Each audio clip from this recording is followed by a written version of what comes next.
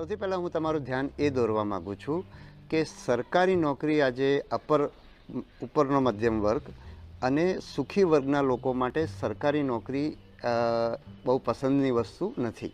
એટલે એ લોકો તમારી જેમ સરકારી નોકરી માટે સ્પર્ધામાં ભાગ લેતા નથી. ઇવન અમારા પોલીસના પીએસઆઈ હોય, પીઆઈ હોય, એમના સંતાનો પણ આજે એન્જિનિયરિંગમાં ભણી અને કંપનીઓમાં કામ કરતા હોય છે, વિદેશ જતા હોય છે. બરાબર છે. એટલે સુખી ઘરના લોકો સરકારી નોકરી માટે ભાગ્યે જ ભાગ લેતા હોય છે. ઇવન અમારા સિનિયર આઈએએસ આઈપીએસ અધિકારીઓ હોય, ડીવાયએસપી હોય, એમના સંતાનો પણ બહુ ઓછા પ્રમાણમાં આ સ્પર્ધામાં ભાગ લેતા હોય છે. એના તરફ પણ તમારું હું ધ્યાન દોરવા માગું છું. હવે કેટલીક સરકારી નોકરીની કેટલીક મર્યાદાઓ તરફ પણ હું ધ્યાન દોરું છું. એક તો આ તમે જે ભરતીમાં ભાગ લઈ રહ્યા છો એ ભરતીમાં મેં પણ ભાગ લીધો છે.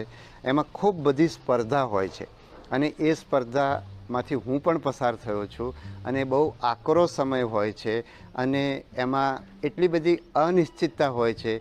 કારણ કે કાં હીરો કાં જીરો, એટલે કે કાં તો તમે પાસ થાઓ કાં તમે નિષ્ફળ જાઓ. અને પાસ થવાનો ટકાવારી તમે જાણો છો કે 1%, 2%, 3%, કોઈ જગ્યાએ 5% સુધી પાસ થવાની શક્યતા હોય છે, જે શક્યતા બહુ ઓછી કહેવાય.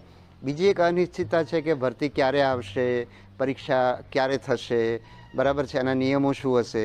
એટલે એ અનિશ્ચિતતા પણ હોય છે. પછી ઘણા વર્ષો સુધી મહેનત કરવી પડે છે.